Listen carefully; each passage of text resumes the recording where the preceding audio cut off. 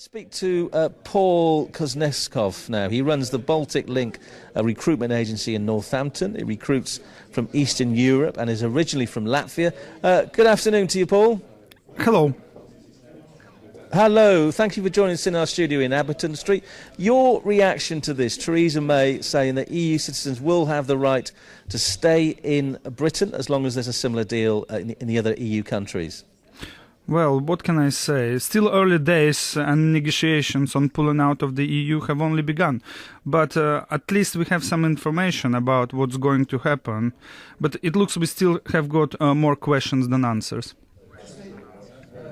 Yeah, that's the trouble, because a lot of people will want to know when does this kick in, and in terms of, is there a cut-off point in terms of the 5 years? Is that a worry still for EU citizens living here, do you think?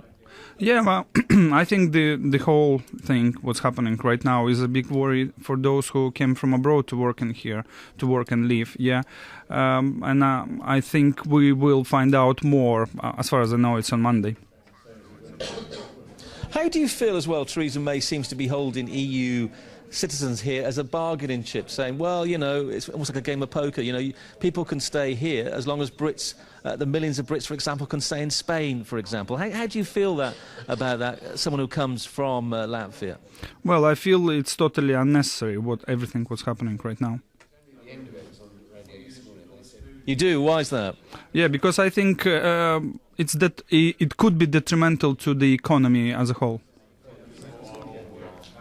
Yeah, because you bring people in, obviously, as a recruitment agency in Northampton. We're talking about the agricultural industry earlier. Not enough people picking fruit. So I suppose your argument would be that we do need migrant workers to stay, and we need more of them to come in to help pick things like strawberries and raspberries. It's always been like that, even before these European countries joined the European Union, particularly for our agricultural sector. You know, we always brought people from abroad to work in here.